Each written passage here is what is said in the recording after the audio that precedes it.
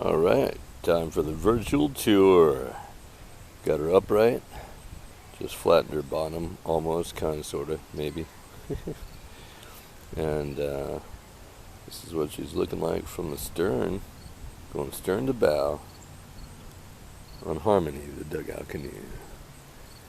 And here we go, going on in. Down and dirty, Grandpa used to say. Looking pretty clean in here. Still gonna open her up a bit, get rid of the rest of that stuff on the bottom, and also that little fella there.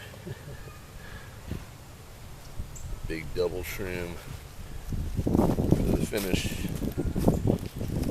to go with the monster shrooms up here. They're going away now.